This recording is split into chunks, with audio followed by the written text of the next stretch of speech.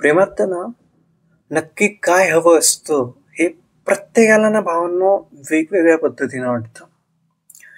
म्हणजे एखाद्या आईला आपल्या मुलाकडून काहीच पाहिजे नसतं, तिला फक्त तो सुखी, समाधानी आणि आनंदी असला पाहिजे हेच वाटतं. म्हणून त्या आईसाठी त्या प्रेमाची भाषा वेगळी असणार आहे, बापासाठी प्रेमाची भाषा वेगळी असणार आहे. आणि इतकं सगळं जरी असेल तरी सुद्धा प्रेम हे काही होत नाही. प्रेम हे आपल्यातच असतं. आपण ते बाहेर शोधण्याचा प्रयत्न करतो. पण नक्की आपल्याला प्रेम शोधावं लागतं की आपल्याला प्रेम शिकावं लागतं हे समजून घेतलं पाहिजे. कारण प्रेमात आपल्याला काय मिळतं यापेक्षा आपण प्रेमातनं कसं बहरतो हे फार महत्वाचं आहे. अनेकदा आपल्याला प्रेम फक्त एखाद्या व्यक्तीत गुंतणं, एखाद्या व्यक्तीत सगळं काही शोधणं, तिच्यासाठी अगदी आपला जीव टाकून देणं, देत जाणं, याला आपण प्रेम म्हणतो. पण खरं तर ते प्रेम असतं का हो? की जे दिलं जातं ते कोणत्या गोष्टीच्या स्वरूपात असेल, भावनेच्या स्वरूपात असेल, चांगल्या आठवणींच्या स्वरूपात असेल, या सगळ्या गोष्टी फक्त मोजल्या मापल्या जात नाहीत. कारण आपण आपल्याला वाटलं, आपल्याला आवडलं, आपल्याला पटतंय म्हणून आपण एखाद्या व्यक्तीला सगळं काही देऊन टाकतो. मुळात प्रेमात जे एकमेकांना हवं असतं तो त्यावेळेचा सुंदर अनुभव, कदाचित तो भावनिकरित्या फार महत्वाचा असतोय. काही लोक त्याला म्हणतील की इमोशनल बॅलन्स. पण सगळ्यात महत्वाची गोष्ट आहे, इमोशनल बॅलन्स सोबत समोरच्या व्यक्तीला आपण तितके महत्वाचे वाटतो. आपल्याला जितकी ती व्यक्ती आवडते त्यापेक्षा महत्वाचं हे की आपल्याला जे पाहिजे आहे, जी आपली नीड आहे प्रेमातली, ती फक्त सर्टन अमाऊंट पुरती नाहीये. आपल्याला ती इमोशनल बॅलन्स पर्यंत नेते. पुढून आपल्या आयुष्यातला मार्ग काहीतरी नवीन वेगळा आहे का, त्याबद्दल ती सहमत आहे का, त्याबद्दल ती चर्चा करते का, किंवा तिच्या मनातल्या गोष्टी, तिच्या असलेल्या आयुष्यातल्या गोष्टी ती आपल्याला कशी सांगते, तिच्यासाठी आपण किती महत्वाचं आहे, या गोष्टी जर आपल्याला कळल्याच नाही तर प्रेमात आपल्याला काहीच मिळणार नाही.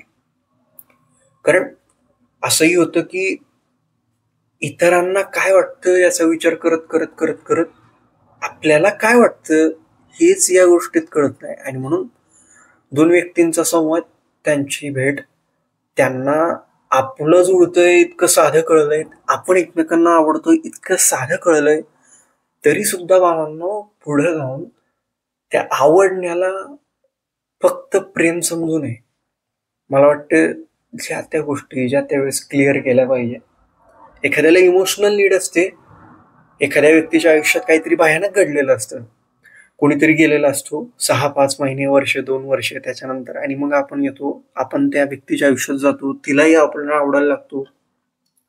पण होतं असं, काही काळानंतर ना त्या व्यक्तीला आपली सवय लागते, आपल्याला तिची सवय लागते आणि ती जातच नाही. आता काही काळानंतर ती सवय जाणं ही बेकार असते.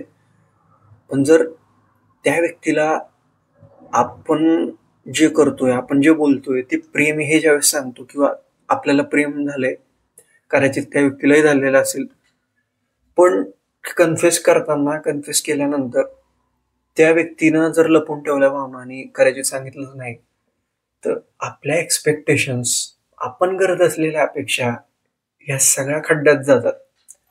कारण त्या व्यक्तीला आपल्यापेक्षा सुपेरियर किंवा आपल्यापेक्षा काहीतरी भारी भेटेल किंवा काहीतरी भारी भेटतंय हा जर फील आला, ज्या अपेक्षा आपल्याला मिळत आहेत, ज्या अपेक्षा त्या आपण करतोय त्याचा चुरडा झालेला असतो आणि प्रचंड भावनिक गुंतागुंत आपली झालेली असते.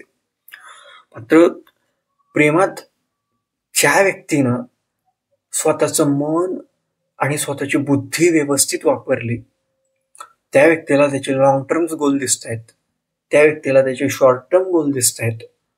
ह्या दोन्ही पातळीवर एकमेकांच्या सोबतीतला संवाद, सोबत असलेला सहवास, या सर्व पातळ्यावर आपण एकमेकांना आवडतो, तिथपासून तर आपण एकमेकांसोबत लग्न करायचंय हा खूप मोठा प्रवास आहे. पण तो प्रवास स्लोली व्हायला पाहिजे. आपण रील पाहतो, आपण शॉर्ट्स पाहतो, नको त्या वेबसिरीज आपल्याकडे येतात आणि त्याच्यातून आपल्याला मटेरियलिस्टिक प्रेमाची दुनिया कळलेली असते आणि म्हणून प्रेमात इतर लोकांना पैसा, गिफ्ट्स, बर्थडेला काहीतरी विश कर, इतक्याच वेळेस ये, तू आताच आला पाहिजे, नाही आला तर बघ, ह्या सगळ्या बुद्धीच्या पातळीवर घडत असलेले डाव किंवा या बुद्धीला वाटत असलेल्या मटेरियलिस्टिक गोष्टी प्रेमात मॅटर करत नाही. प्रेमात त्याग मॅटर करतो, समर्पण मॅटर करतं, प्रेमात समजूतदारपणालाही मॅटर करतो भावांनो. कारण अंडरस्टँडिंग लेवल जर ही एकात असेल आणि दुसऱ्यात नसेल तर ती रिलेशनशिप ॲब्युझिव्ह आणि टॉक्सिक होत जाते. म्हणून प्रेमात जे पाहिजे असतं ते असतं. तुमचं आमचं असणं ते महत्वाचं आहे. त्या असण्यातनं तुमचं जग निर्माण होतं आणि दोघांच्या असण्यातनं दोघांचं कर्तृत्व आणि त्या कर्तृत्वातनं तुम्ही पुढे जात असताना भविष्यात आपली जबाबदारी लय महत्वाची आहे. आणि म्हणून प्रेमात काही नको, प्रेमात तुम्ही दोघं ग्रो करणं सोबतीनं लय महत्वाचं आहे. पण त्यासाठी लागतो तो तुमच्यात आत्मविश्वास दोघांमध्ये. आणि त्याच्याहून महत्वाची गोष्ट म्हणजे टॉक्सिक जी सिच्युएशन निर्माण होते ना ती तुम्ही सहज पार करतात आणि तुमच्या अंडरस्टँडिंग लेवलवरनं तुम्ही पार्टनर सोबत ग्रो व्हायला लागतात. तर तुम्हाला पार्टनरला एक्सप्लेनेशन द्यायची गरज पडत नाही. तुमचं प्रेम हळूहळू पुढं जायला लागतं. त्यावेळेस तुम्हाला कोणाचीच गरज पडत नाही. म्हणून काही लोकांसाठी प्रेम ॲक्सिडेंटली असतं, पण त्यासाठी एफर्ट्सही घ्यावे लागतात.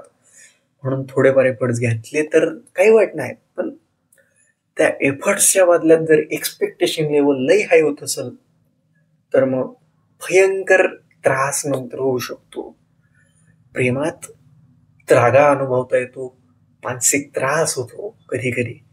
मात्र प्रेमात तुम्ही एकटे असाल तर ते प्रेमच नाही भाऊ, ते स्वप्रेम, ते स्वतःवर केलेलं प्रेम असेल मग, किंवा स्वतः एकतर्फी प्रेमात असलेले माणसं आहेत. पण मग जर प्रेमात तुम्ही दोघांनी मिळून तुमची दुनिया जर व्यवस्थित केली, अंडरस्टँडिंगच्या लेवलला, लॉंग टर्म्सच्या लेवलला, प्रेम तुम्हाला जगात सगळ्यात सुंदर गोष्ट आहे. तुम्हाला बहरता आलं पाहिजे, ब्लेमिंग गेम नको, सगळं भारी होईल. फक्त प्रॅक्टिकल आणि इमोशनल या दोन पातळींवर एकमेकांची नीड काय हे समजून घेतली ना, आयुष्यात प्रेमानं सगळं काही दिलं.